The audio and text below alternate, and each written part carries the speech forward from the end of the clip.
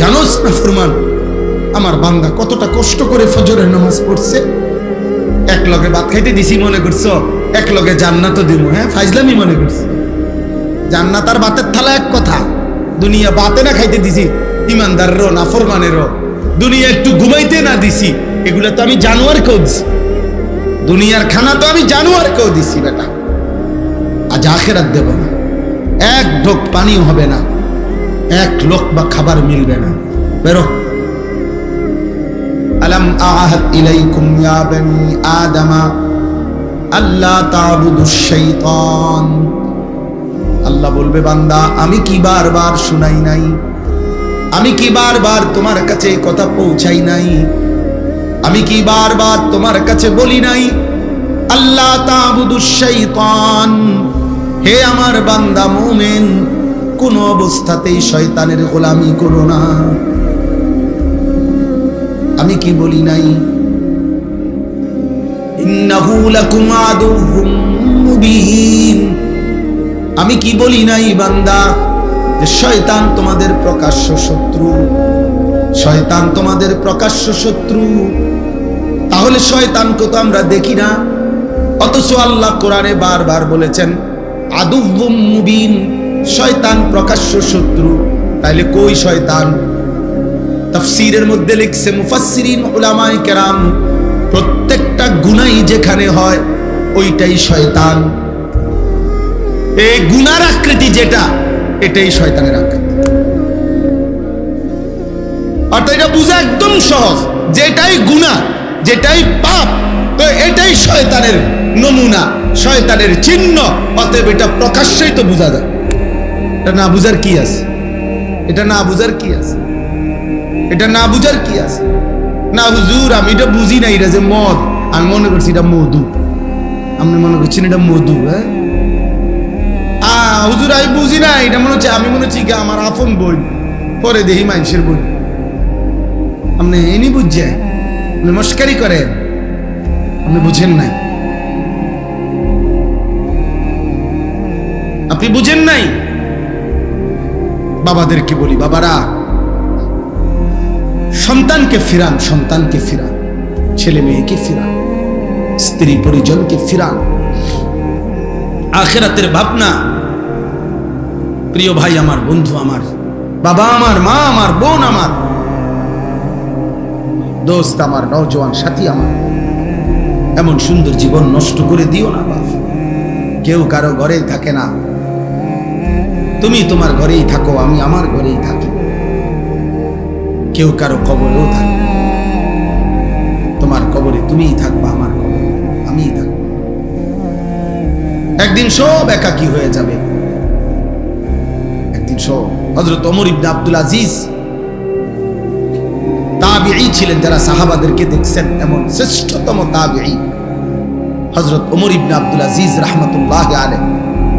উনি মাঝে মাঝে কবরস্থানে, ওনার আত্মীয় স্বজনের কবর যেখানে ছিল, পারিবারিক কবরস্থানে যাইতেন আর কবরকে ডাক দিতেন। ডাক দিয়া বলতেন, হে কবর, মাযা ফাআলতা বিল আহিব্বা, আইনাল আসদিকা, আইনাল জুল্লাস, আইনাস সাম্মার। তিনি বলতেন, হে কবর, আমার আত্মীয়, আমার স্বজনদের সাথে তুমি কি করেছো বলো। তিনি বলতেন, আমার বন্ধুরা কোথায় কবর, আমার চাচারে কি করছো কবর, আমার বাপেরে কি করছো বলো, আমার জ্যাঠাতো ভাইরে কবর তুমি কি করেছো বলো। তোমার কাছে রেখে গেছিলাম, তোমার কবরে শোয়া গেছিলাম, আজ বলো তুমি কবর।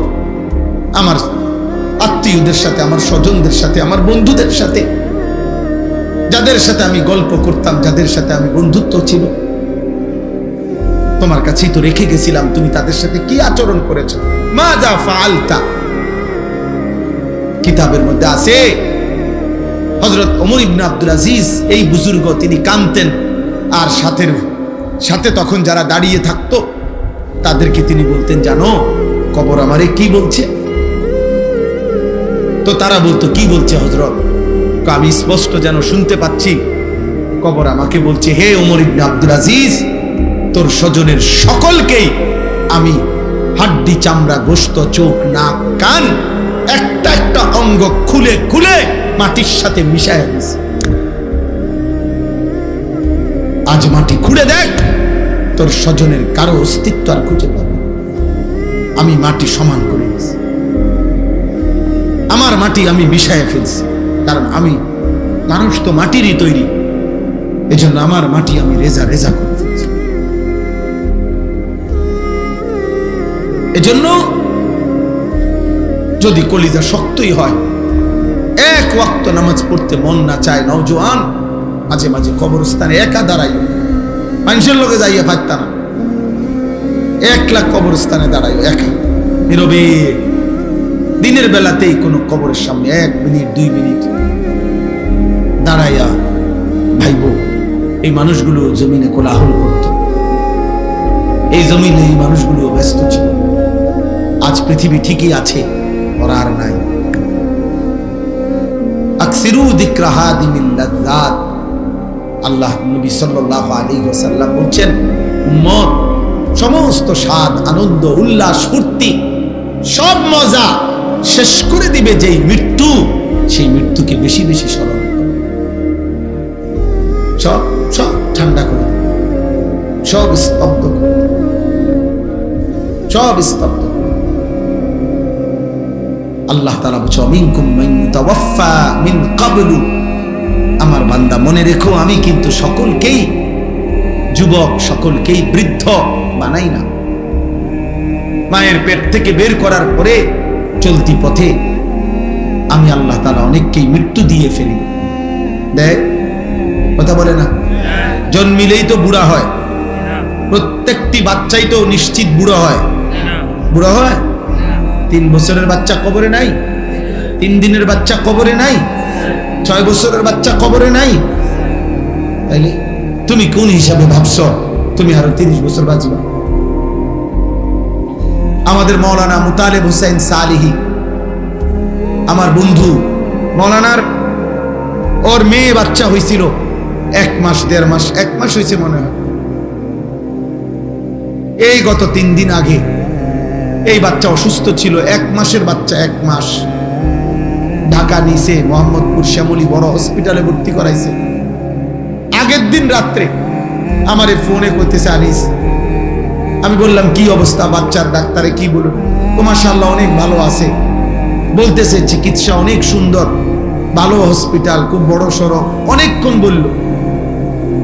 পরের দিন আবার রাত্র 12:30টার দিকে আবার ফোন দিছে। ফোন রিসিভ করছি আর দেখি ও কাঁদতেছে। আরে কি হইল রে, কাঁদোস কেন? আমার আদরের বাচ্চা, কোলের বাচ্চা মারা গেছে, এই 1 মাসের বাচ্চা মারা গেছে,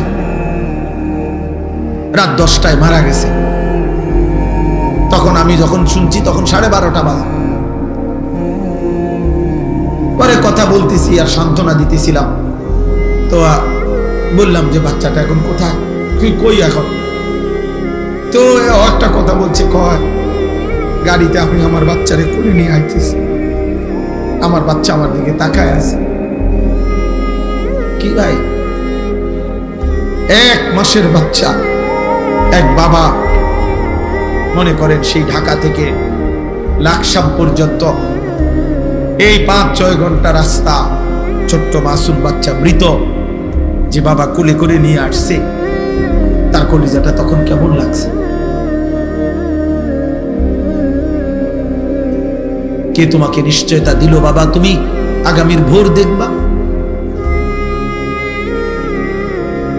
প্রতিদিন প্রতি রাত ভোর হতে কত মানুষের জানাজার এলান হয়, এমন একটা এলান কি তোমার জন্য হবে না? খবরের কথা শুধু গজল শুনলে হবে? এটা শুধু গজলের জন্য? এ তো ফিকিরের জন্য, এ তো ভাবনার জন্য, চিন্তা ফিকিরের জন্য। এজন্য আজকে আমি মূল কথা, মোটা কথা এটা বললাম। আল্লাহ তাআলা কোরআনুল কারীমে, আমি এবার আয়াতগুলোর তর্জমা বলি, তাইলে আমার কথা শেষ হয়ে যাবে। কোরআনুল কারীমের 18 নম্বর পারা, কোরআনুল কারীমের 23 নম্বর সূরা, সূরা মুমিনুন। এই সূরার 8টি আয়াত আমি তেলাওয়াত করেছি, ছোট ছোট আয়াত। আমি অল্প তর্জমাটা বললেই বুঝবেন, সবাই বুঝবেন। ছেলেরা বাবা তোমরাও শোনো, তোমরা নিজের উপরে দয়া করো ভাই, কমপক্ষে নিজের জন্য ভাইবো। কেন নামাজ পড়ছো না? কেন আল্লাহকে ডাকো না? বেঈমান কি গভীর ষড়যন্ত্র করছে প্রতি মুহূর্তে। এক ভাঙা তরির মতো বাংলাদেশ, যেই দেশে মনে হয় যেন এমন তুফান উঠছে, কখন যে কোন দিক গাইত হয়, কখন যে কোন দিক ডাইবা যায় বলা যায় না।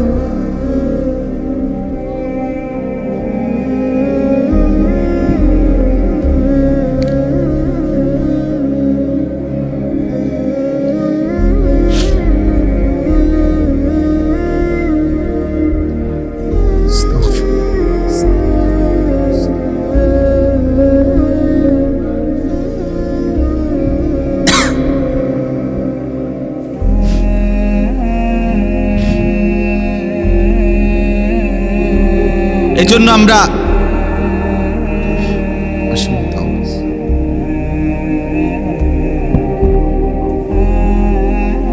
তোমরা নওজোয়ান, তোমরা তো তোমাদের ফুর্তিতে আছো। তোমরা মনে করছো জীবন মানে উপার্জন করবে তোমার বাবা, রান্না বান্না করবে তোমার মা, আর তোমার রাত দিন দুপুর কাটবে মোবাইল, নারী, ছবি, অশ্লীল গল্প, অশ্লীল কামনা বাসনা এর।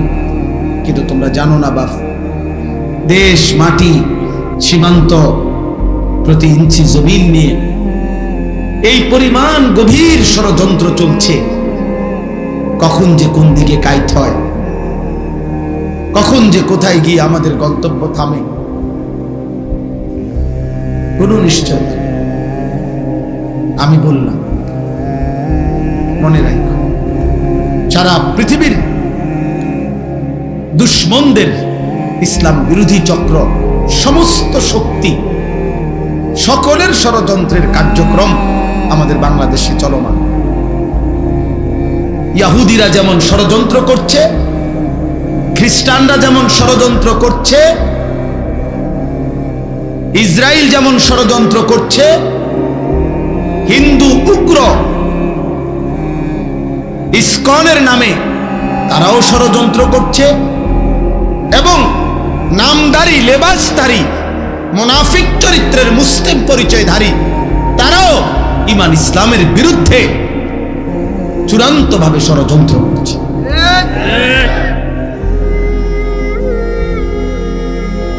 এজন্য প্রতিনিয়ত আমাদেরকেও বলা হয় সাবধানে থাকবেন, সাবধানে থাকবেন। আমি বলছি যে সাবধানে থাকতে থাকতেই মরে যাবো একদিন, মরেও যাবো একদিন সাবধানে। এর মধ্যেই একদিন মৃত্যু হয়ে যাবে, এর মধ্যেই একদিন পৃথিবী থেকে চলে যেতে হবে। এমন খামখেয়ালি করো না বাপ, আগামীর পৃথিবী তোমরা বাঁচতে হবে। আজকের 16 বছর ছেলে, 20 বছরের ছেলেরা তোমরা, তোমাদের হায়াত কিন্তু শেষ না।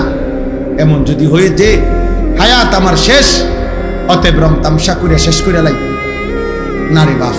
যদি আল্লাহ স্বাভাবিক হায়াত দেয়, যদি আল্লাহ বাঁচিয়ে রাখে, হতে পারে আরো 40 বছর তুমি বাঁচবে আল্লাহ দিলে। আর সেই পর্যন্ত এভাবে যদি তোমরা একটি এলাকার, তখন এখানে মনে করেন বেনামাজি ছেলেগুলোকে যদি এখন একসাথ করে, তাহলে এখানে এখন যারা এখানে সংখ্যাগরিষ্ঠ নওজোয়ান বেনামাজি। হ্যাঁ হ্যাঁ, রাগ হইবার কিছু না। তুমি রাগ হইয়া কার লগে রাগ হইবা? তুমি নইলে প্রতিবাদ করো, তুমি দাঁড়াইয়া প্রতিবাদ করো, না তো আমি দাঁড় করাই। তাইলে তোমরা ভাবো যে একটি মহল্লা, এখানের যারা আমরা ছেলেরা আসছি, এরা তো সারা বাংলাদেশ 64 জেলার থেকে আসছি না? কথা বলেন না কেন? এটা 64 জেলার সম্মেলন, 64 জেলার মাহফিল। এখানে নর্থ বেঙ্গল থেকে আসছে, এখানে পার্বত্য চট্টগ্রাম থেকে আসছে এখানে। তাহলে এই 2-4-10 কিলোমিটারের ছেলে তোমরা, তাহলে 2-4-10 কিলোমিটারের মধ্যে যদি তোমরা আসো, তাহলে এই 30 কিলোমিটারে ধরো, 50 কিলোমিটারে ধরো, 50 কিলোমিটারের ছেলেরা যদি তোমরা এই পরিমাণ যদি বেনামাজি হও, তাহলে আগামী দিনে জাতির নিরাপত্তা, তোমাদের নিরাপত্তা, বেঁচে থাকার নিরাপত্তা কেমনে টিকবে? তোমরা যদি 100 জন ছেলে কল্পনা করো, তোমরাই ডানে বামে চেহারা তাকায় দেখো, ইমানদার ইমানদারও চিনে, বেনামাজি বেনামাজিরও চিনে। তুমি দেখো, তাইলে তোমরা 100 জনের মধ্যে যদি 80 জনই হও মোবাইলে আসক্ত, নারীতে আসক্ত, ছবিতে আসক্ত, অশ্লীল দৃশ্যে আসক্ত, তো আগামীর পৃথিবীতে তোমরা বাঁচবা কেমনে? আমার কাছে কিতাব আছে, নির্ভরযোগ্য হাদিস, ইবনে মাজার হাদিস আছে, মুয়াত্তায়ে মালিক হাদিস আছে। আল্লাহর নবী সাল্লাল্লাহু আলাইহি সাল্লাম বলেন, কোন সমাজে যদি অশ্লীলতা, বেহায়াপনা, যৌনতা, নারী পুরুষের, ছেলে মেয়েদের অবাধ মেলামেশা বেড়ে যায়, খোদার কসম নবীজি বলছেন, ইল্লা কাসুরা ফীহিমুল মাউতু, সেখানে মৃত্যুর সংখ্যা বেড়ে যায়। নবীজি বলছেন, ইল্লা ফাশা ফীহিমুত তাউন, সেখানে মহামারী দেখা দেয়, সেখানে ওয়াল আউজা, এমন এমন রোগ দেখা দেয় যা পূর্বসূরীদের মধ্যে ছিল না। আরো আশ্চর্য কথা শুনো বাপ, তাফসীরের মধ্যে আমি নিজে পড়ছি, কোন সমাজের মধ্যে যদি ছেলে মেয়েদের এই অবাধ যৌনতা, নারীর আকর্ষণ, যে যেমনে পারো কোনো না কোনো মেয়ের সাথে হারাম সম্পর্ক করতে চাচ্ছ, তো এটার ফলাফল হতে পারে 30 বছর পরে, 50 বছর পরে মানুষের বংশ নিরাপদ থাকবে না, মানুষের বংশের নিরাপত্তা থাকবে না। এমন হতে পারে কেউ মাহারাম, যার সাথে তার বিবাহ বৈধ নাই, হারাম শরীয়তে, এমন ব্যক্তির সাথেও পরবর্তীতে বিবাহ বন্ধনে আবদ্ধ হয়ে যাবে, যার পরে মৃত্যু পর্যন্ত স্বামী স্ত্রীর নামে জিনার ব্যভিচার হয়ে যাবে। কসম আল্লাহর, এই কথা তাফসীরে আছে।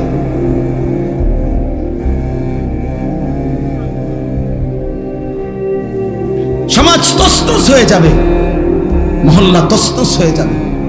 এই জন্য ইসলামে ব্যভিচারের শাস্তি সবচেয়ে কঠোর। কেন? ইসলাম চেষ্টা করেছে ব্যভিচারকে কঠোরভাবে নিয়ন্ত্রণ করতে। এই জন্য ইসলামে সবচেয়ে কঠিন এটা।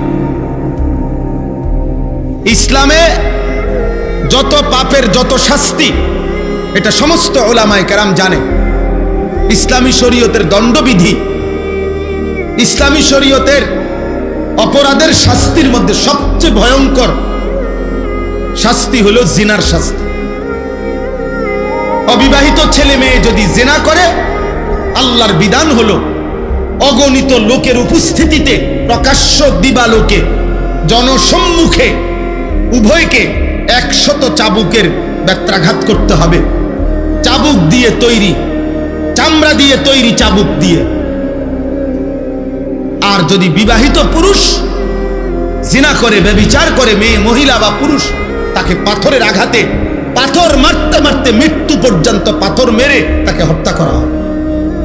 ইসলামে আর কোনো পাপের শাস্তি এত মারাত্মক। কেন? ইসলাম চেয়েছে এই ব্যভিচার, অসভ্যতা, নারী পুরুষের এই অবাধ মেলামেশা, হারাম সম্পর্ক কঠোরভাবে নিয়ন্ত্রণ করতে। এই আরব বিশ্বের যেই অঞ্চলে এখনো সামান্যতম এই জিনা, চুরি, ব্যভিচারের শাস্তি ইসলাম মোতাবেক যেখানে যেটুক কার্যকর আছে, গোটা ইউরোপ চ্যালেঞ্জ, এখনো গোটা ইউরোপের চাইতে চুরি, বাটপারি এবং জিনা, ব্যভিচারের যে পরিমাণ এখনো তার চাইতে লক্ষ কোটি গুণ কম, যেখানে ইসলামের বিধান ন্যূনতম কার্যকর আছে। এটা প্রমাণিত, এটা প্রমাণিত সত্য। আজকে গোটা পৃথিবী আফগানিস্তানের দিকে তাকায়া দেখতেছে, করেটা কি? আল্লাহর বিধান কার্যকর করতে গিয়ে মুজাহিদিন এক সুতা, কোন বেঈমানের রক্ত চক্ষু, ইউরোপ আমেরিকার কোন ধমক 2 পয়সার মূল্যায়ন না, পাত্তা দেন। এজন্য দুস্থ চরিত্র হেফাজত করো, আখলাক হেফাজত করো, আখলাক হেফাজত করো। নষ্ট হইও না বাপ, নারীর জন্য তোমার সৃষ্টি করা হয় নাই। এক পুরুষের জীবন মানে শুধু মহিলার লগে শুইয়া থাকা না, জীবন মানে শুধু বেডির জন্য না বেটা, মেয়ের জন্য না রে বা, ধোকা।